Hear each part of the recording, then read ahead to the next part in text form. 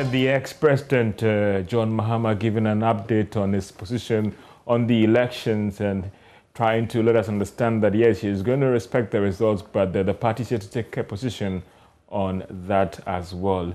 And so that was the press conference by the former president on the elections, and we're zooming straight to PM Express tonight.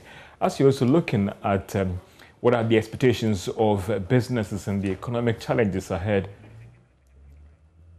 guests in terms of going forward in terms of the economy and all that. But I have with me here Mr. Humphrey Dake. He is the chairman and chief executive of, I always struggle with the name of the company, but he is a businessman actually. I'll be getting more thought from him for his thoughts on the years ahead with respect to this new government. And also be joining on Zoom, that is Yofi Grant, the chief executive of the Ghana Investment Promotion Authority, and also an economist, Professor Bob White. We'll take a short break and we will be right back.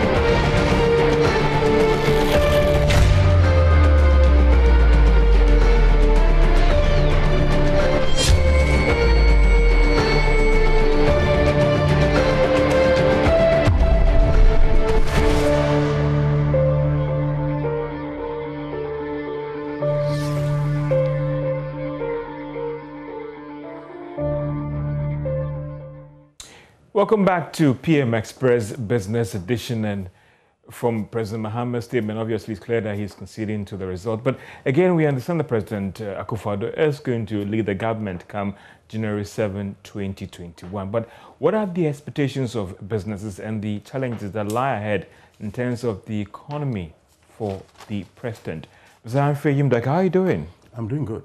And how is business? It could be better. The Lord is merciful. And, we're taking each day as it comes. How has businesses been looking at all these elections and all the back and forth that has been going on? We had situations where some businesses in town had to shut down the offices because of the disturbances and all the rest. We had to wait for the easy to come out, even though several media houses, including Multimedia, had projected that Akufo-Addo will be the president based on the numbers that we picked up from the ground. For you as businesses, again, how are you managing the situation? Well, it depends on the level of operation of every business. Some businesses, by virtue of the level of investment, can't get their machines out of operation. They have studied this economy, the African terrain, and they have a feel of how our elections are run, specifically in the case of Ghana with regards to precedents regarding our various elections. There's an element of stability. So most businesses actually operated, but for the COVID impact that preceded that of the business operation, yes, we were a bit optimistic and however a bit cautious, and I believe the election process went smoothly and businesses operated. We always hear that businesses don't like uncertainties and all the rest, even though the EC had come out to declare Akufo-Addo as the president court-elect. We've had ex-President John Mahama also coming into more of like a concession. I stand to be corrected. Do you think that the path is now clear? Because I know that for you, your partners outside and all the rest, what they don't like is whether it's going to go to court, is this process going to drag, and all those things, and how it will impact your operations. Well, I'll also say that a few weeks to the election, I mean, everybody knows in Africa, when it's an election year, expenditure in terms of capex and huge investments are carefully monitored, considering the risks of each country. And I stated earlier that Ghana has a record of going beyond each election with good credentials as we increase. So that is an assurance to our partners, both internationally and locally. And therefore, in the manufacturing and other related industries, I'm assured that most businesses invested reasonably, but for the COVID, that brought a lot of dynamics into the 2020 year of activities. So with the election and its outcome, a few days back, beyond the election, there was some element of tension since most entrepreneurs and business personalities couldn't see their way clear. But once the EC came out yesterday and declared a position, you could realize that most individuals and business operations are letting guard their various antennas and looking into the incoming year and wondering what the package will be for the year. That goes to tell that the existing government, and first and foremost, I need to say congratulations to the president who's been given a second term.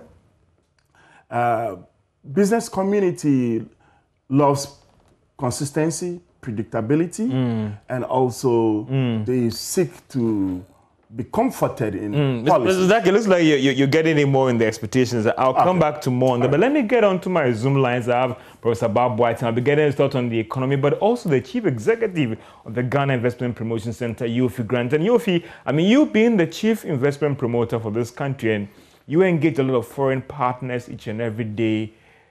Over the past few days and what has happened just a few minutes ago, how critical is that for you as a chief investment promoter for this country? Well, of course. I mean, every investor likes stability, and uncertainty is certainly not something they like.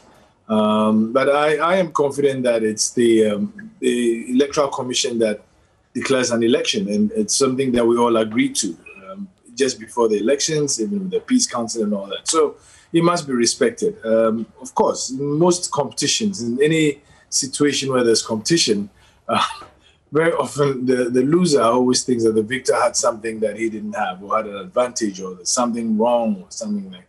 But life will go on. I believe that the election was won fair and square. And all over the world, we see elections where even after it's closed, you see numbers changes. But people accept it as announced by the constituted authority to announce. And so for me, I think that we are right on course. We'll go on. And if they feel it's their right to do whatever they want to do, that's it. But it will affect momentarily. I believe. I mean, it's not going to change. But Mr. Grant, that was what I was coming to, because just a few minutes ago, if we monitored the press conference by the ex-president John Mahama, I got some understanding that yes, he might disagree with the results, but he's prepared to concede.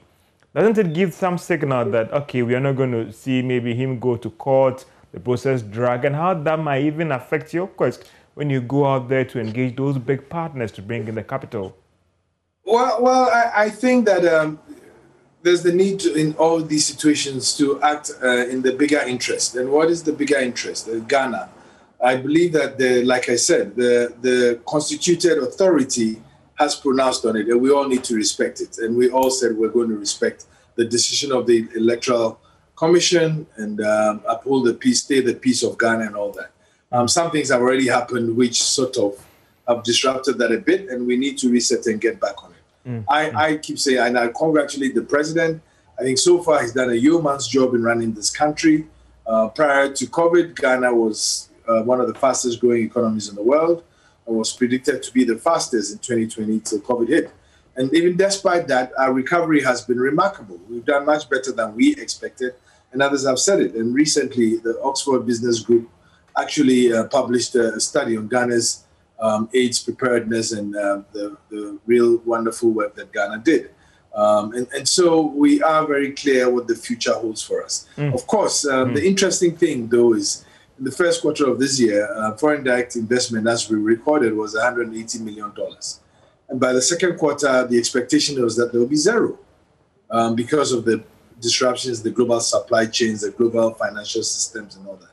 But I think what had happened in Ghana, where everybody suddenly saw Ghana as a beacon of hope, first on the continent, and a real leader in the fight against COVID, as demonstrated globally, re-established some of the confidence that investors had in the economy. Okay. So by the end of the second quarter, whilst we were not expecting anything, on the contrary, we saw a significant rise. We had an extra $605 million. So by the first half of the year, total FDI, as we had recorded the GIPC and with Petroleum Corporate, we had $75 million. Now, this even excluded what we might have had through the Minerals Commission and through the Free Zones Board.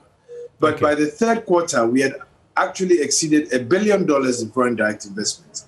And that is not the story that we are getting from many other countries that are attractive in FDI. And this just goes to confirm that Ghana is still a country that people have confidence in. They understand the plans of government. They understand where we are going in future. And so they put their money where their mouth is. And they still investing in Ghana. Indeed, most of the projects we've seen are new projects, not even projects that already exist, but new projects. And I dare say that this is due to the good works of the president, the sterling leadership pre-COVID and during COVID. And I believe post-COVID we'll even see much better. Mr. Ghana, I'll be getting back to you to get from you what will be the plan going forward. But let me bring in Professor Bob Boateng. He is the head of the Accounts Department of the University of Ghana, Legon. But Prof, let's get into going forward and looking forward, the real challenges for this new government in terms of the economy. I mean, having read several stories from Bloomberg, Reuters, and all the rest, they seem to highlight that, listen, some challenges are ahead, the fiscal situation, our rising debts, and all those things. For you, an independent person, seeing the bigger picture, what do you look at things going forward for us? If you can unmute your button, Prof, I'll be so grateful.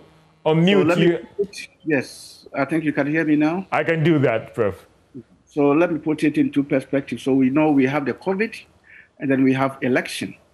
And if you look at our figures, I think with the exception of 2004, where after the election we did not record any high fiscal deficit, we've always had that kind of challenge from 1992. And of course, 2000 was very high, and 2012 became the bigger kind of fiscal deficit that we encounter. So every year we tend to overshoot our expenditure, and then at the end of the day, we are confronted with high fiscal deficit, and the beginning of a new era have to come up with strategies to be able to do that. And of course, 2021 will not be an exception. But if you add the COVID to it, then it means that we are going to have a twin kind of challenge, or a twin kind of cause of fiscal deficit, the COVID and also an election. And I think we have experience, we have the track record. After every election year, we tend to go into this kind of challenge, and we cannot be oblivious of the fact that this is the reality. But at the end of the day, we should be able to overcome this challenge. My prayer is that with the COVID, developed countries and our creditors may give us some kind of a break to be able to overcome some of the challenges in the short period. So one major challenge that I envisage in 2021 is the fiscal deficit, and I think you can see from the numbers. And for you, what would you propose that the government should be doing, the new administration should be doing, going into next year, where you are coming from spending so much on COVID, and people are still expecting a lot more from government in terms of freebies? Well, as an economist, and what I normally find is that after every election, demands from institutions, from economic agents, go down. But during election year, everybody wants to have his pound of flesh. And in that regard, government is compelled to listen and give in to some of these requests. But after the election, you realize that the government tend to have some kind of breathing space and be able to withstand some of these pressures. So I expect that in 2002, the next year and for the next 2 years, government had that kind of bargaining strength than those who are going to demand. And that will not be much of that problem. So I think the kind of demand that we are going to have next year will not be as much as what we have had this year. So it will not be much of a challenge. But the fiscal deficit will still be a problem. I'm still looking at growth, even though we have recovered quite strongly. And I mean, at the beginning of the pandemic, when I looked at it, I thought will not be affected so much, and eventually will kind of recover. And I think we have recovered quite strongly. My prayer and my belief is that after the election, we are not going to have any second wave. That will put some kind of pressure on government. So after 3 weeks or one month, we'll be able to know the COVID, the part of the effect as far as infection is concerned. And if we are able to maintain it as it is, then I think we will not have much of a challenge. I wouldn't say there's not going to be any challenge, but I think it's not something that will not be able to overcome. Prof, I'll be getting back to you and even Mr. Grant again on the dynamics in Parliament. Whoever wins, it might have a slight majority, and how that would impact on budget, critical policies for government. And also when Mr. Grant goes outside and get the Exxon Mobils and all the rest to come on board, how is he going to convince them that, listen, with a slim majority, you have your agreements settled in Parliament? I'll be coming back, so don't you go out with Prof and Mr. Grant. But let me get into the businessman here, Mr. Humphrey Dake, chairman of Redmond Resources as well. For you as businesses going into next year, are you worried looking at all these developments, or a little bit of optimism because there is some continuity?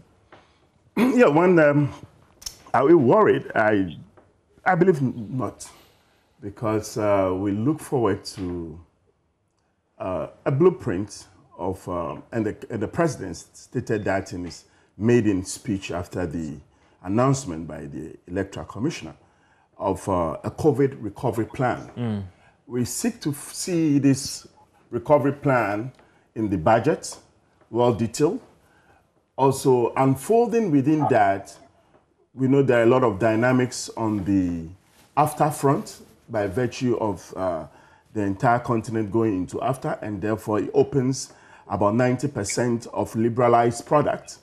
And what is the capacity of our various SMEs and companies in terms of an export strategy? What is the capacity of our enterprises to take advantage of this market? Secondly, also there is that of the interim EPA that we had signed with the European. That is also has a deadline, and the dynamics regarding export. I bring this onto the table because one of the ways out of the cyclical debt portfolio of the country is that we need to drive an export-oriented market. And what is our capacity to do that? Granted that we capture this in the clear blueprint, like in the budget, with the clear stimulus support targeting some companies to do this export drive. That is the beginning or deepening of the structural change of the economy. And that is what we need to drive and bring about the value chain interventions. I say this because the current government, who's won power, has already gathered some momentum from the previous years. But for the COVID, and even that, one could attest to the fact from Prof that there's reasonable management of the economy within the COVID period.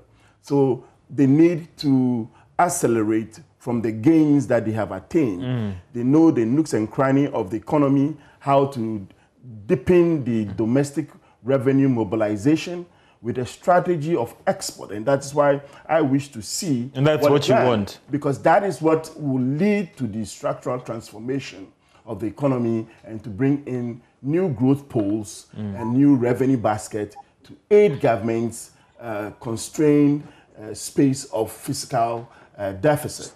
Secondly, we also anticipate a bit of austerity in the 2021 as a result of the COVID, the stimulus, and the election. And for purposes of monetary control policies and interventions, so as they could still maintain the inflationary target economic plan, they will definitely do some austerity to re-stabilize the economy in terms of the macro gains before we could see some anticipated growth from the second to the third quarter. It's good you talked about revenue and improving that as well. And there are some people who've done their own projections, and even in the rumor mill that, listen, government this year has spent so much that going into next year, there might be some review on the revenue front, which can result in expanding the tax net or even reviewing the rates and all the rest.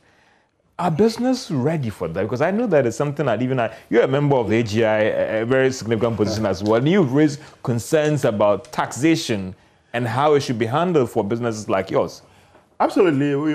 Our expectations will not be with raising the rate of taxation. You don't want the rate to go into next year? It's a matter of wanting, it's a matter of the... It's a no-go area. It's a no-go area. I see. Our proposal to government will be to expand the base and discover new innovations in raking in revenue. And we can look at some proposed solutions that we have been discussing in our circles in manufacturing industry, as to do with extractive industries and local content laws that would deepen some growth areas like the construction areas, which are very vital. And I think it was recently captured by the Bank of Ghana governor regarding the amount of raw materials that are coming in for construction. All right, and how do we take advantage of the local extractive industry that could complement that? So you could bring about regulations around such factories and such inputs into the construction sector and tap into that and rake. So you think that the tax net can be expanded to still mobilize more revenue? Correct. Hiking the rates should not be... No, it shouldn't be the best option. That's not the best option. Let me bring in Mr. Yofi Grant, and if you've just joined, this is the PM Express Business Edition. Because we took that press conference and we are extending this program to 10:30, so our viewers will still have more time for us to engage our audience via Zoom and even our distinguished guest with us in studio here. Mr. Grant, I mean, going forward, having at the back of your mind developments in Parliament, would the investment approach be changing? Or will be the same? Mr. Grant, if you can hear me, please. I was asking you whether, looking at the development in Parliament, where it is likely that the government, your party or your government might have a simple majority, or maybe a hung Parliament, would the investment approach change, or it will be the same? Well, I guess that from all intents and purposes, it shouldn't change. Maybe it would rather increase. But let me make a few points here. First of all, I mean, the commendable way in which the EC organized the elections has still asserted and repositioned Ghana as probably one of the best countries with the rule of law and all that. And we do clearly hold proudly to our chest that we are known as being very politically stable. And anyone who would try to usurp that then doesn't have the interest of the country at heart. I mean, but, you know, and I say so because at the end of the day, when the elections were finally declared, it was in consistent, you know, fashion with almost all that independent observers and even the press, and including your own station, had established. And all that information was from the pink sheet. So I still believe very strongly that whatever the Electoral Commissioner did say is a correct thing. And if anybody doesn't agree, then the courts are there for that purpose. And so that is what it is. But so far as the numbers say right now, we have a slim majority. That's what democracy is all about. I mean, we would have loved to have all the seats in Parliament if we could. But you subject yourself to the will and the testament of the people, and they tell you what it is. But at the end of the day, the president's responsibility of running the government and running a country cannot be compromised. I think that he's led us in a very positive direction. He's re-established Ghana as a major player in the global affairs and a spearhead in African economic and financial regeneration and emancipation. With the Ghana Beyond Aid, some of the statements he's made, and that are clearly in the direction of moving the continent forward, increasing investment and trade. And so once he's president, I believe that the confidence that most investors have had in Ghana will definitely still be there. And I have seen it because I travel with him, and everywhere we go, Ghana is always the toast of most investors. They want to keep talking. And incidentally, during this COVID period, we've had more engagements through technology than we had even traveling. And even in these past few days, I've had many calls, and everybody keeps congratulating us for a great elections and re-establishing confidence that they understand the game plan and that President Akufo-Addo... Mr. Grant, let me just step in there for that very critical point that you made, that over the last few days, you had a lot of congratulatory messages and all the rest. Do I get from you that for most of these big investors out there, they were not really disturbed about the perceived uncertainty about the outcome of the elections, because these investors will care a lot about this? Well, you're saying perceived uncertainty. I mean, hey, like I said, it is what it is. What the Electoral Commission says, we as a party and we as a government in power respect it. And like I said before, we'll be happier if we got more seats. And so we are happy as it is. The important thing is the president is retained and maintained, and he's on track. He will be on track. We've already come out prior to the elections with the Ghana Cares Obatampa project, which is a 100 billion city project. 30% of it will be funded by government, the remaining 70% by private sector and investment. And we've already started having very strong interest in what that offers, because it's a clear plan that re-establishes us back onto the whole transformation architecture and the ecosystem that the president has put in place. The president just didn't put in policies that target one place or the other. It was policies that built a whole nation moving in leaps and bounds. And that is what most investors want to do. Once they understand your forward-thinking plan, they understand how to execute it, and they know what it takes to execute it, they are confident about it. But as for Parliament, we've already voted.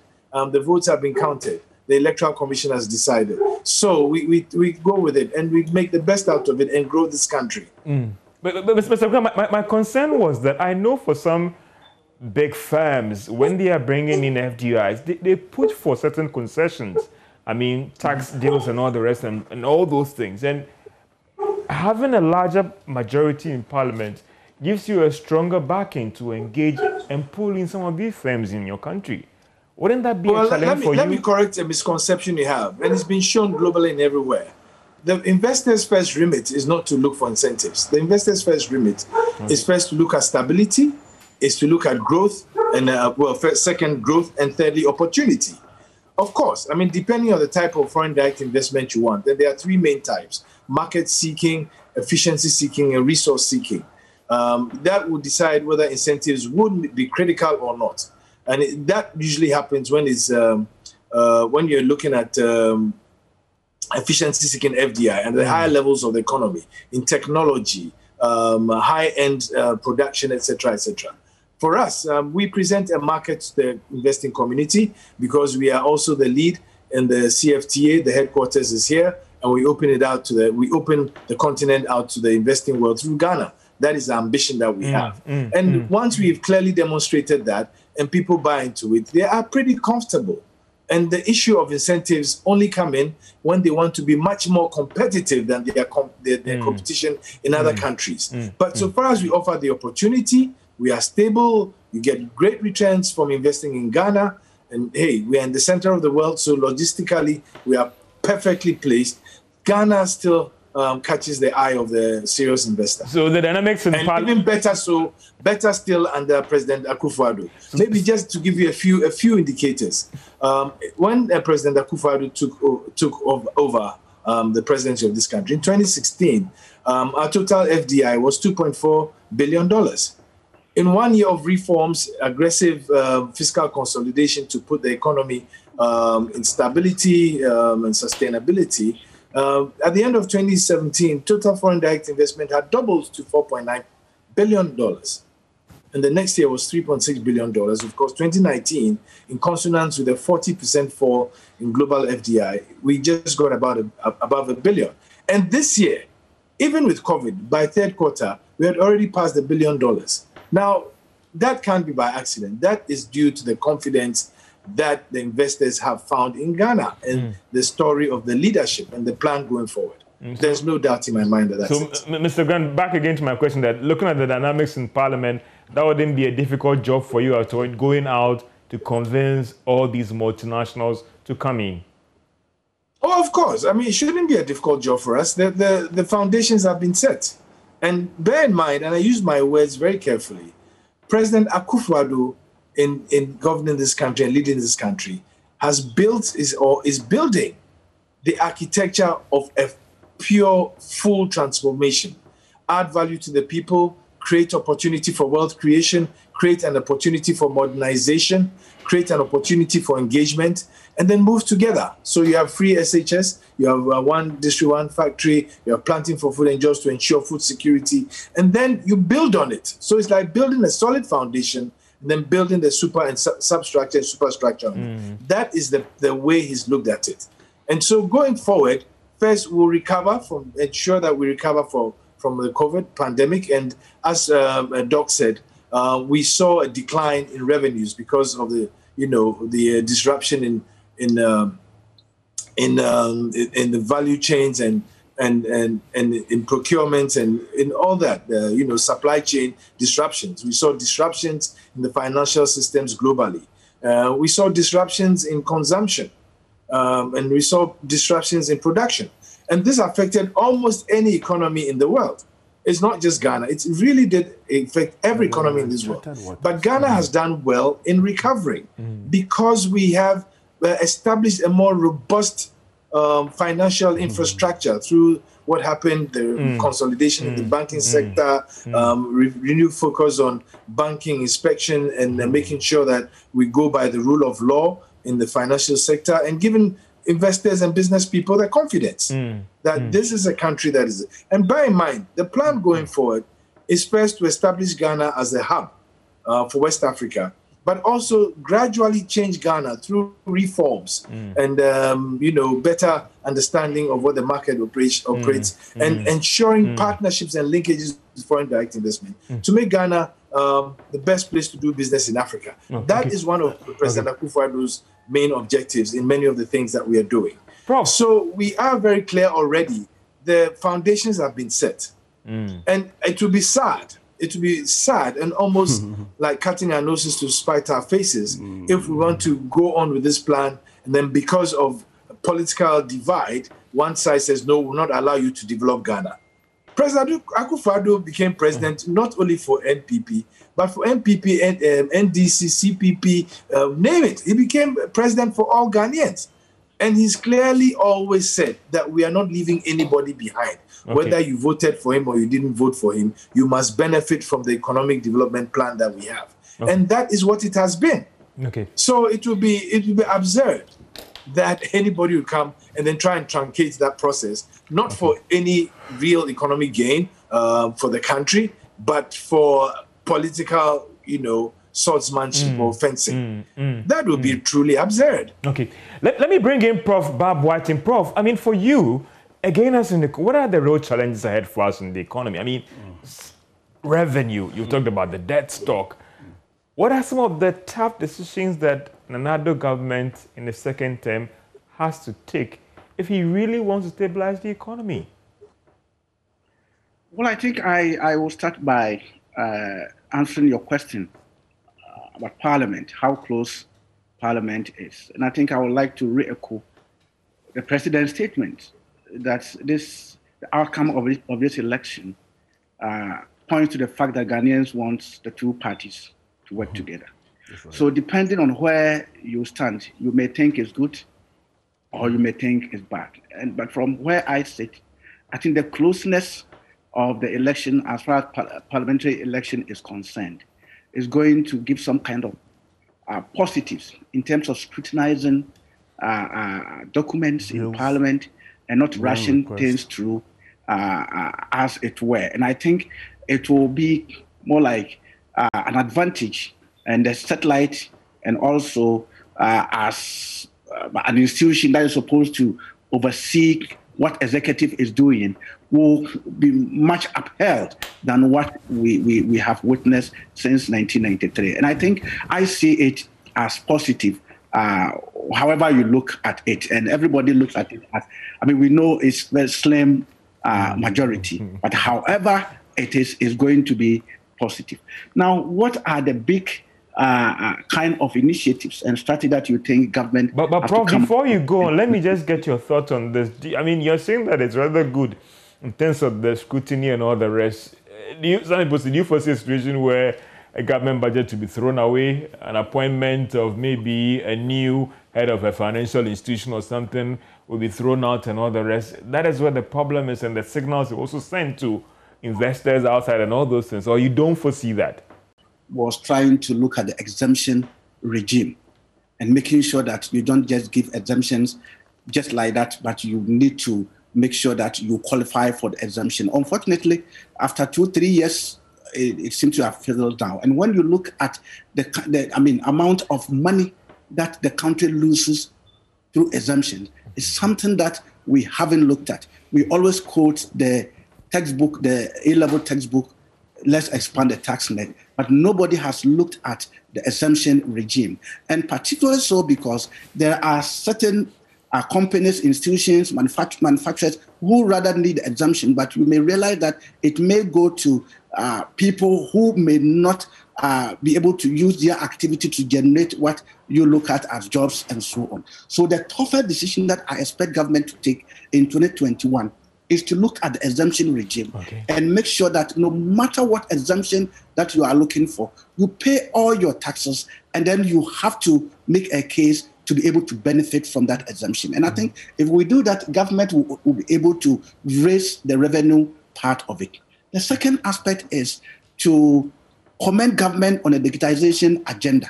And I think it is something that must be extended into revenue mobilization. I think we haven't done much when it comes to that. I have said that if we are able to move the digitization into collection of property tax, rent tax, the central government will be able to take itself out of giving money to district assemblies and municipal and assembly. They can rely on the revenue from property taxes and rent taxes so that government can focus on the bigger picture. And if government is able to do this, then we'll be able to raise the revenue part of the deficit. Then we go to expenditure. And I think as first year after election, government should be bold to be able to cut expenditure. Certain expenditures that we all know need to look at. Maybe the first thing that many people will talk about is that maybe you may say that, oh, it's not much and so on. Maybe the size of government must be looked at, especially when we have balanced kind of parliament. If government appoints a lot of ministers from parliament, then government business will not be able to go through in parliament. So I think this is a strategy that I expect government to do to be able to get that. So from the fiscal side, and then coming to job, there's no way you can ignore jobs. And I will take it from my senior brother, Yofi, talking about the FDI inflows and so on. And I am very happy and I commend the effort government has made to be able to ensure that we prop up our FDI and so on. But I call this as output. But the outcome is more important. When we get this FDI, those figures that have been mentioned, how does it translate into economic growth? How does it translate into job creation? For instance, if we decompose the FDI, where is the FDI going? Are we getting more FDI into our manufacturing? How many of these FDI are supporting our 1D, 1F? How many FDIs are supporting our one district, one factory, one village, one dam, where agriculture and manufacturing becomes the main source of growth and the main source of employment? So I will be very happy if we move beyond that commendable figures of FDI that we have and move into where the FDI is going. And when you disaggregate FDI, you realize that the chunk of the FDI is in Accra, followed by Ashanti region. So how can we also attract FDI into all parts of the country so that we can distribute investment and get job creation to benefit everybody? And I think it's something that we need to look at. And the other thing that I have said many times is that I will repeat, the outcome and the output are different. Government has done very well. I mean, we are talking about NAPCO. About 100,000 people have been employed. If these 100,000 people were jobless, what would be the unemployment rate? However, when you go deeper into the figures that we have, job creation, employment generation, do we have these jobs created benefiting those who are jobless, or it benefits those who are already working somewhere but are not happy and therefore are taking the new job? For instance, if government has created 100,000 jobs for the NAPCO, how many of them went into those who indeed needed them and those who were indeed jobless? So an audit and micro-analysis of this will be able to tell the government that its effort is actually helping the jobless to get jobs, but not to benefit those who are already having jobs. Prof, I'll just take a short break and I'll get back, because I'll take a short break and I'll be right back. This is PM Express. If you just join us, we're looking at the expectations of the new government from businesses side and also the economic challenges ahead. I've been engaging Yofi Grant, Chief Executive of Ghana Investment Promotion Center, Professor Boab-Boateng is an economist, and also Humphrey Dak. I take a short break and I'll be back and I'll get Yofi's thought, I'll get Prof your thoughts, and also my guest in studio. This is PM Express Business Edition.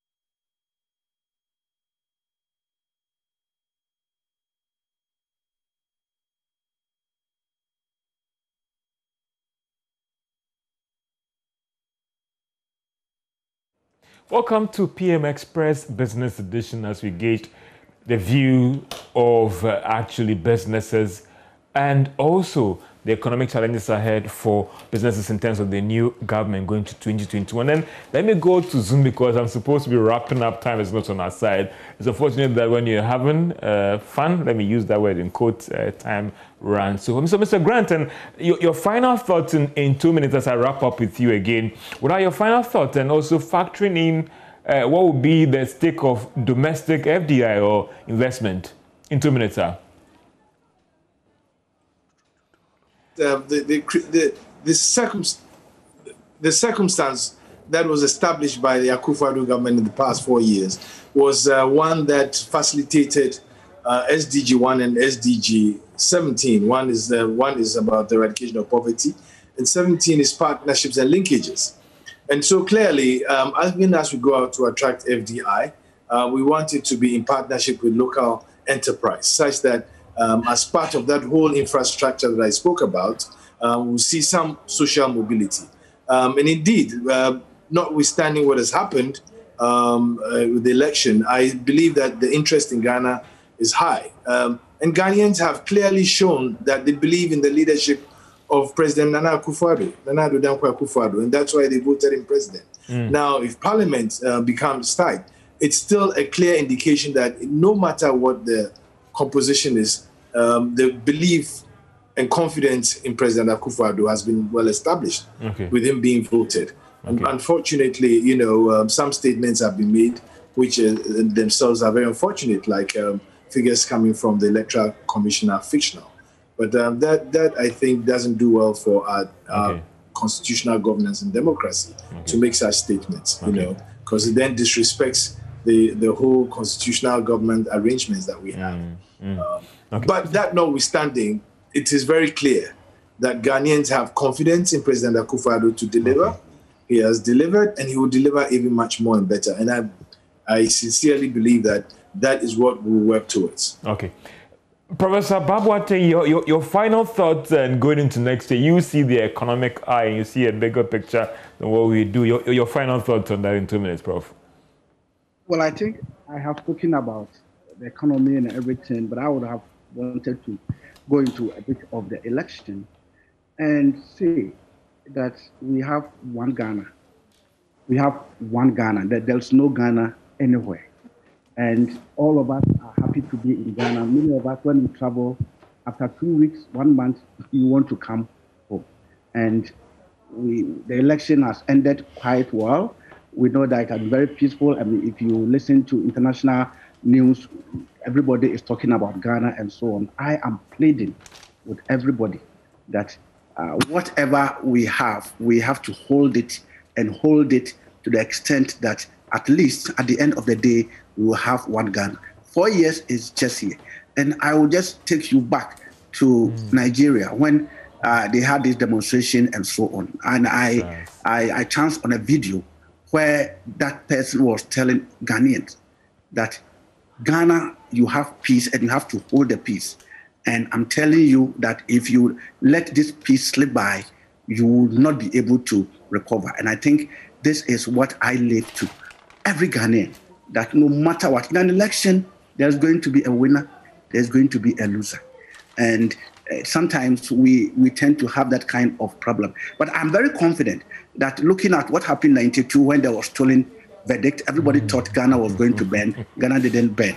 I mean, we've had these tensions here and there. In 2012, we had to endure 8 months of election petition and so on. I am very confident that whatever the case, Ghana will be peaceful and we'll go for the next election in 2024. Okay, let me get to Mr. Humphrey Dake. He's Chief Executive and Chairman of Red Moon Resources. Mr. Dake, I mean, for you going into next year, having heard all these things and all those things, are you that optimistic as a businessman? Yeah, we are. Hey, we live by hope and take risks every now and then we believe the incoming year, we trust God will not be that eventful like the year 2020. Biggest anticipation of government document, that is the budget. We look forward to see the budget and the uncharted waters that will be played out in Parliament. You still think that the picture is not clear? No. Well, because it calls for a lot of negotiation, it calls for a lot of lobbying here and there. And we know the current president, by virtue of his track record, will live up to expectation, and the business committee will look up to him to deliver that which we need to get a stable economy with his team.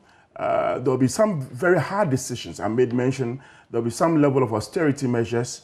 Our prayer is that a number of our colleagues that are into contracts and they will need to be paid on time so as they could redeem their bills. One of the critical challenges was the liquidity circulation in the economy. And it brought about some crunch as a result of the impact of COVID and the cleanup exercise in the financial sector. The ramifications will all come into the year 2021 and the challenge of government and its debt portfolio. Well, one of the biggest decisions I kept reflecting on is that would it be appropriate to seek some form of debt service system suspension initiative? Because I know G20 currently is deploying a number of that, and the Chinese... The World Bank is pushing ahead of the IMF as well. And the best excuse you have now is COVID. And therefore, if we could leverage on that and seek some relief, the better. But beyond that, then we need to be very innovative in generating new revenue streams. That might call for some comparative advantages. As a businessman, are you prepared for that? Are we prepared for that? Are you prepared for that? That's where we find ourselves in the Ghana space. Yeah. And therefore, where we can give advice to government to take some extent of risks and also play out the PPP policy, the public-private partnership policy, and drive job creation through that window so as to push local foreign direct investment into the AFTA region. And I believe that through PPP, you can put here, like the auto policy, you bring in giant companies with good terms, but not necessarily tax exemptions, but you grant them market access onto the AFTA. That is the concept of the AFTA that we excited about. And it will happen a lot if government could drive the PPP policy through a mix of FDI model and financial structuring. We could develop more jobs, because that is one of the critical things government need to find a way. Where do we draw the line between the tax incentives and then the other kind of incentives that would also help private sector or businesses like yours lead the agenda when it comes to job creation? So in that space, it becomes the structuring of the business. And there, knowing very well that tax exemption will not be the main focus, but the business opportunity and the stability that you gain, we expect Yofi and his team to strategize on the market opportunity, the stability of the economy, and the ability to drive into the aftermarket under a free zone concept, or we call it economic zone concept. And there are already established tax waivers that they could take advantage of the 70-30, but it calls for extreme monitoring so that we don't get spillages into the local economy to distort the market. Those are part of the strategies. If you pick about 20 companies, that could put up giant businesses that could export into the AFTA region. It's a game to create big jobs. Obviously, we have to draw the curtain down. Mr. Yofi Grant, he's the Chief Executive of the Ghana Investment Promotion Center. I thank you so much for your time. I appreciate it so much. And also, Professor Ba Boateng, he's the head of the Economics Department at the University of Ghana, like one of the finest labor economists we can talk about in time. And also, Mr. Humphrey Dake, Yim Dake, he's Chief Executive Chairman of Red Moon Resources. Thank you so much for your time. And now I'm being your host, George Yafe, for PM Express Business Edition. Have a great day.